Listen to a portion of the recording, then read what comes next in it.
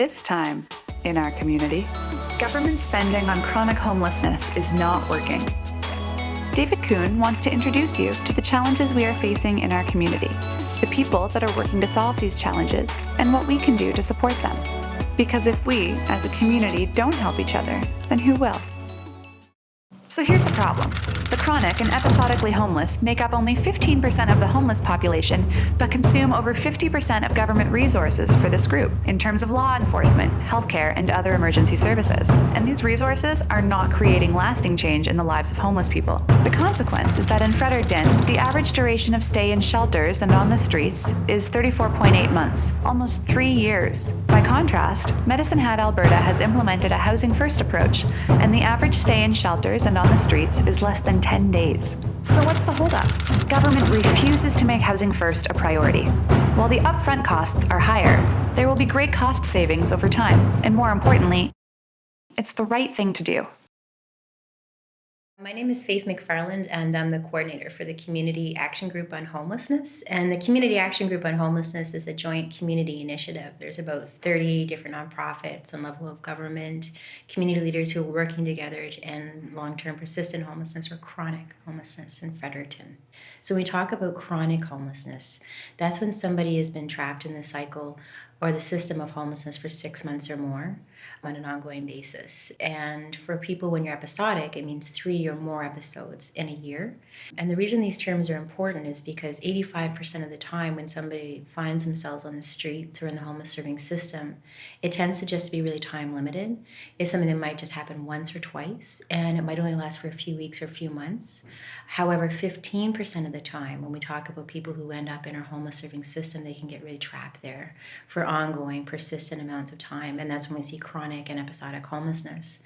And the longer somebody stays on the streets, the more and more complex their needs become and a lot of the challenges and barriers that they live with.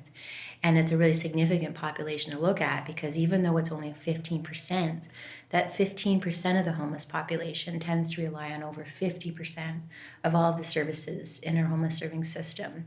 So when we look at shelter bed use or interventions with hospital, ambulance, policing. Like here in Canada, there's examples of other communities that have used a systems approach to respond to homelessness. And quite often the most successful models uses an approach called housing first, which is a philosophy and approach that responds to chronic homelessness really well and episodic homelessness. And one example of that in Canada that most people have heard of is Medicine Hat, Alberta. And they're a different economy, but when you look at their homeless population, the size of their homeless population, and the types of emergency services they have in their community. So like Fredericton, they have a population of about 65,000.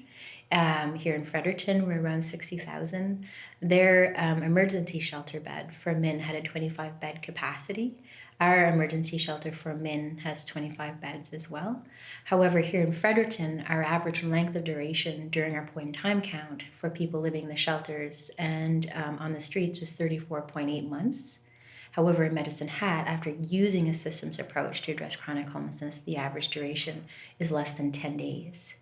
So in essence, it means that there's more capacity in their shelter for people who are in a state of emergency. It doesn't become a place to house somebody on an ongoing basis.